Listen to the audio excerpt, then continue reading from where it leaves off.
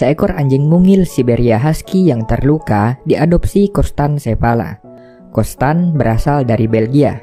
Orang Belgia dikenal dengan sifatnya yang lembut dan penyayang. Hal ini berbeda jauh dengan suaminya, Leonhard Sepala. Dia berasal dari Norwegia, yang dikenal dengan orang-orangnya yang keras. Sepala bahkan tidak terlalu senang saat istrinya meletakkan anjing kecil itu di kasur mereka, walaupun anjing mungil itu sedang terluka. Beberapa bulan kemudian, anjing mungil itu sudah mulai beranjak tumbuh. Nama anjing ini adalah Togo. Togo adalah anjing yang sangat nakal. Sepala bahkan sangat kesal setiap melihat Togo. Togo selalu melakukan semua hal yang dilarang oleh Sepala. Sepala sendiri bekerja sebagai kurir dengan kereta salju yang ditarik anjing-anjingnya. Pekerjaannya menuntutnya harus memiliki anjing-anjing tangguh yang bisa menarik kereta di tengah salju. Jadi Sepala pastinya memiliki anjing-anjing kuat yang dia pelihara di kandangnya. Anjing yang dia pelihara berjenis ras Malamut yang dikenal tangguh di Alaska. Tapi Sepala ini bukanlah seorang yang penyayang binatang. Dia menganggap anjing-anjingnya hanyalah sebagai anjing pekerja.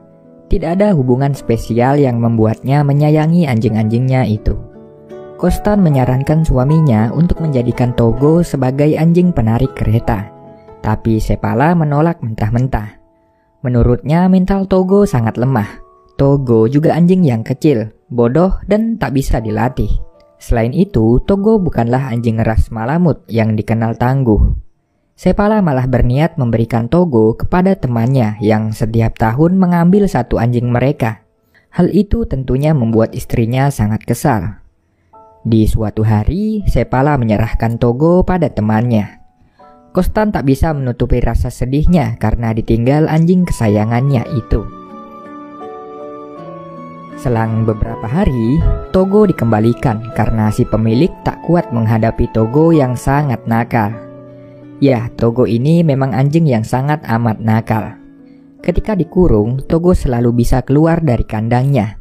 Bahkan ketika Sepala sudah menutup semua celah di kandang, Togo tetap bisa mencari jalan untuk keluar. Setelah keluar, hal yang dilakukan Togo selanjutnya adalah mengejar Sepala yang tengah melatih anjing-anjing pekerjanya. Togo juga senang mengejar rusa. Hal itu membuat anjing-anjing lain turut ikut mengejarnya, hingga membuat latihan Sepala menjadi kacau.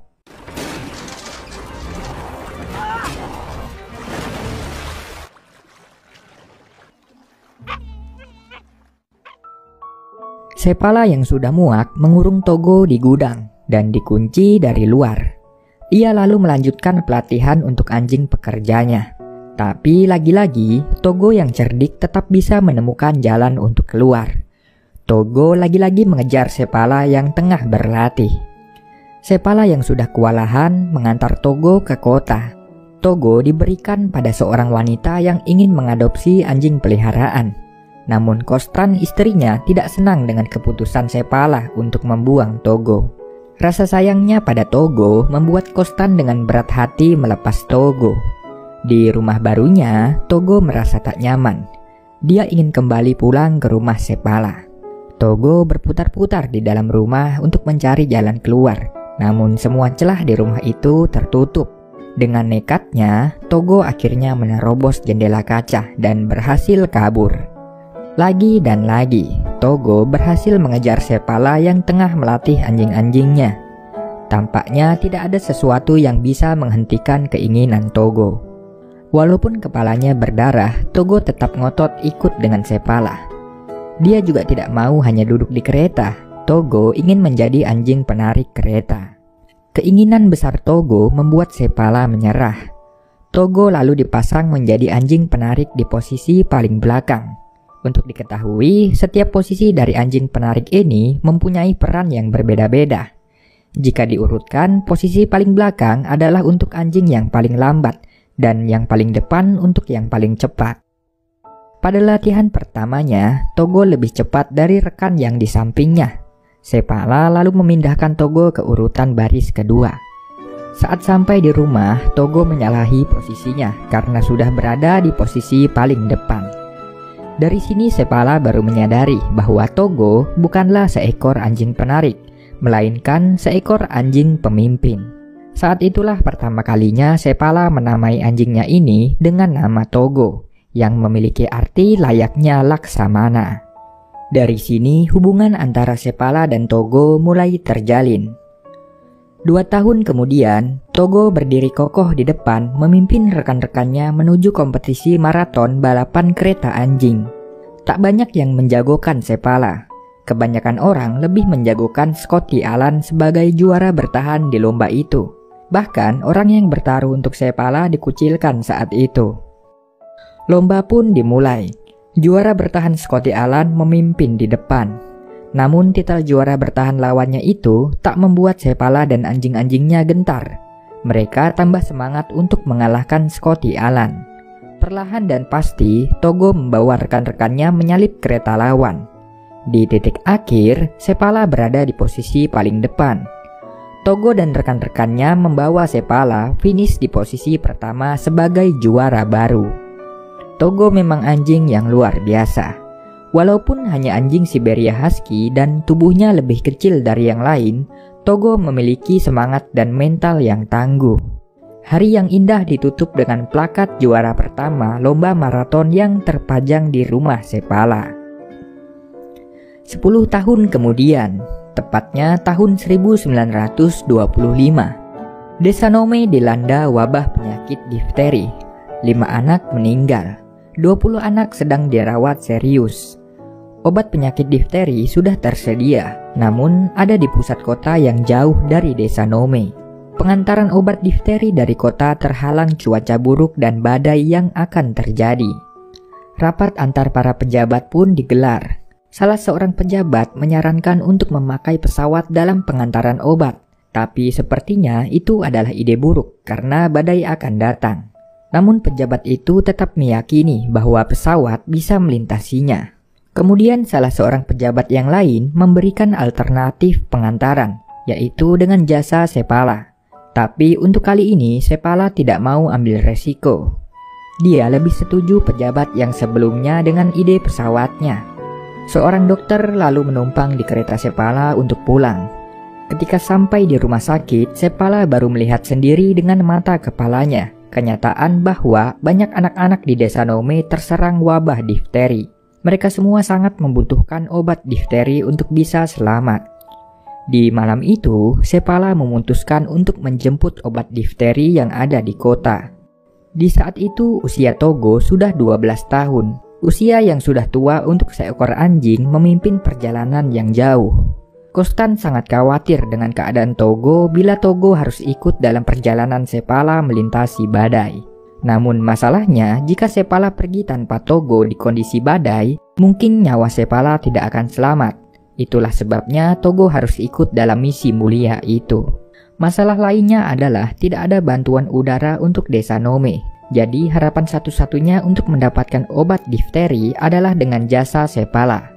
Ya, ketangguhan dan jam terbang tinggi Sepala memang tidak perlu diragukan lagi. Karena itulah pejabat desa memilih Sepala di antara pengendara kereta yang lainnya. Keesokan harinya, Sepala memulai perjalanan dengan misi mulia. Warga desa berkumpul di muka rumah untuk melepas kepergian Sepala. Togo memimpin rekan-rekannya melewati badai salju yang ada di depan mata. Mereka kemudian mendaki gunung yang amat tinggi. Selanjutnya mereka mulai menuruni gunung itu. Namun naasnya, Sepala salah memilih jalur. Jurang yang sangat curam mengancam di depan mata.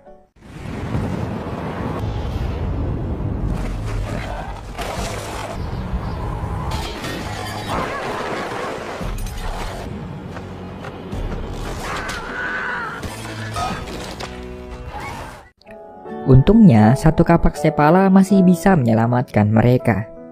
Dengan kaki berdarah-darah, Togo mengajak rekan-rekannya yang ketakutan untuk memutar arah.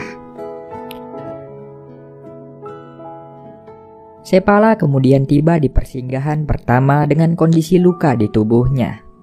Orang di tempat persinggahan mengobati luka Togo di kakinya. Pagi hari menjelang, Sepala melanjutkan perjalanan. Dia memilih jalan pintas melewati dataran es yang sangat rawan pecah. Di tengah jalan, dataran es yang mereka pijak mulai retak. Togo dengan gagah berani memimpin rekan-rekannya yang mulai panik. Sepala tak henti-hentinya memberi semangat pada anjing-anjingnya. Di Amerika, berita tentang misi mulia yang dilakukan Sepala mulai tersebar luas. Namun berita itu tak menyebutkan nama Sepala di dalamnya. Berita hanya menyebut namanya sebagai anonim. Kembali pada inti, Sepala berhasil melewati retakan daratan es dengan selamat. Lalu sampailah mereka di tempat persinggahan kedua. Orang di tempat itu memuji keberanian dan nyali besar pada diri Togo. Hal itu membuat Sepala menyesali perbuatannya dulu ketika dia pernah membuang Togo 2 kali. Di tengah perjalanan, gubernur merubah rencana. Untuk meringankan beban Sepala, gubernur mengubah misi Sepala yang semula maraton menjadi estafet. Jadi Sepala tidak perlu sampai ke kota untuk mendapatkan obat difteri. Seseorang dengan kereta akan mengantarkan obat difteri pada Sepala untuk dibawa pulang. Masalahnya adalah bagaimana Sepala bisa tahu kalau ada perubahan rencana dadakan itu. Para pejabat hanya bisa berharap Sepala bisa berpapasan dengan kereta pengantar obat dari kota. Ya, meskipun kecil kemungkinan bisa berpapasan, harapan masih ada. Seseorang dengan kereta yang membawa obat sudah sampai di titik pertemuan estafet. Dia menunggu Sepala lewat, namun anjing-anjingnya berlarian mengejar rusa. Dia terpaksa menepi sebentar. Saat itu Sepala melintas di belakangnya. Orang itu berusaha menghentikan Sepala, tapi tampaknya Sepala tak mendengarnya. Beruntung Togo yang pintar mendengar orang itu. Mereka akhirnya bertemu. Singkat cerita, Sepala kembali ke persinggahan kedua. Pengendara itu mengkhawatirkan kondisi Togo yang sangat lelah. Hari pun berganti. Sepala membawa obat difteri dari estafet pengendara kereta sebelumnya. Dia memutuskan untuk kembali melewati dataran es yang sebelumnya. Jalan pintas itu dipilih agar obat yang dibawa cepat sampai. Seperti biasa, Togo memimpin di depan. Jalan mereka cukup mulus di awal, namun di tengah perjalanan, dataran es itu terpisah menjadi 2, hingga menjadikannya seperti sungai. Kali ini keputusan yang sangat riskan dilalui Sepala. Dia melanjutkan perjalanan ketika dataran es yang mereka pijak sedang hancur secara perlahan. Para anjing terus berlari di tengah dataran es yang mulai terpisah. Ombak laut menghantam dataran es dengan liar.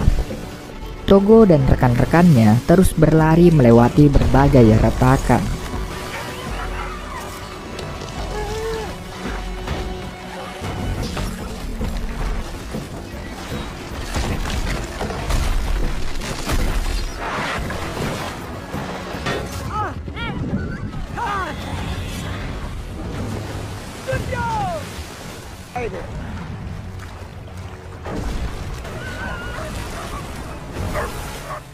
Kemudian sampailah mereka di tepi daratan.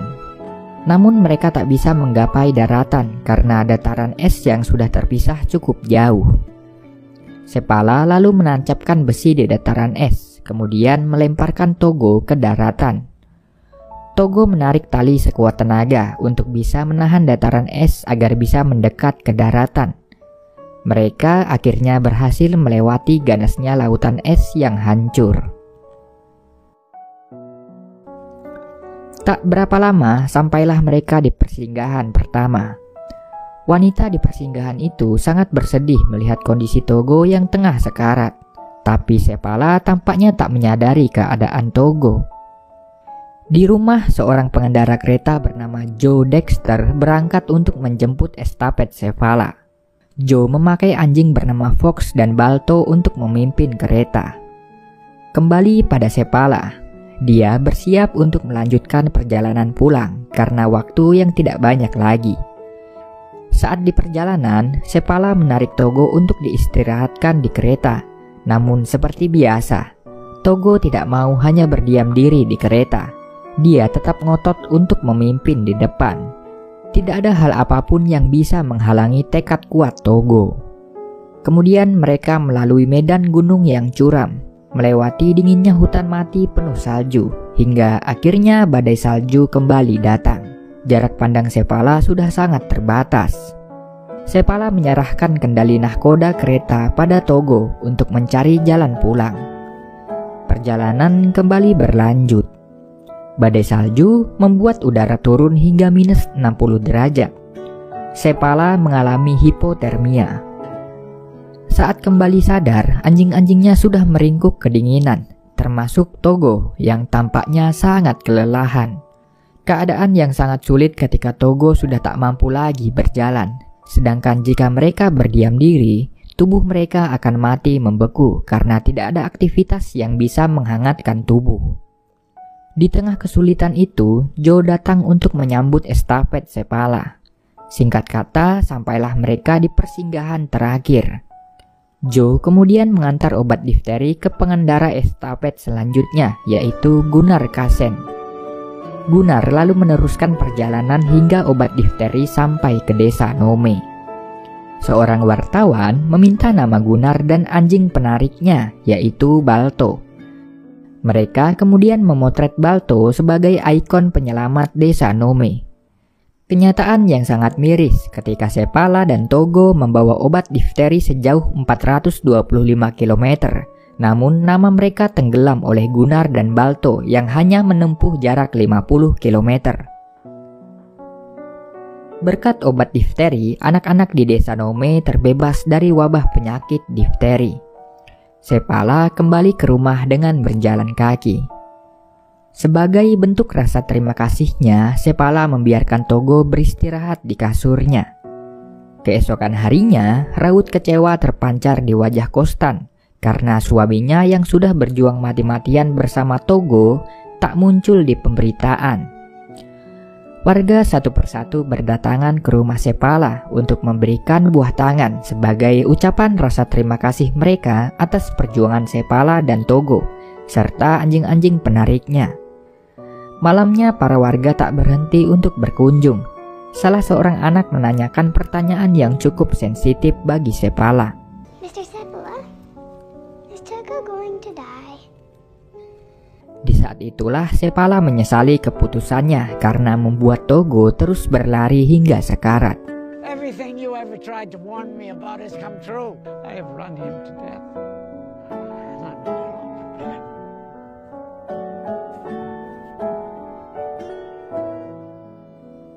Di hari lain, Sepala memulai pekerjaannya sebagai kurir kereta seperti biasa. Dia meninggalkan Togo agar beristirahat di rumah. Namun, seperti biasanya, Togo selalu punya 1001 cara untuk kabur. Togo yang tak ingin ditinggal mengejar Sepala kemanapun Sepala pergi. Ikatan yang kuat antara Sepala dan Togo membuat mereka tak terpisahkan. Togo menjalani masa tuanya dengan tugas baru, yaitu sebagai ayah. Selama 2 tahun, Togo menjaga anak-anaknya. Saat 48 negara bagian menyoraki Balto, pengendara kereta luncur dari seluruh dunia bersaing mendapatkan garis keturunan Togo. Pembiakan ras Siberia Sepala dilakukan di banyak wilayah di Alaska. Ras anjing yang dihargai atas kecerdasan, stamina, dan keberaniannya, tapi yang utama sifat baik dan ikatan unik mereka dengan manusia. Togo meninggal saat genap berumur 14 tahun. Namun ikatan yang kuat membuat Togo selalu hidup di hati Sepala kemanapun dia pergi. Kenangan Togo sudah melekat di hati Sepala seumur hidupnya.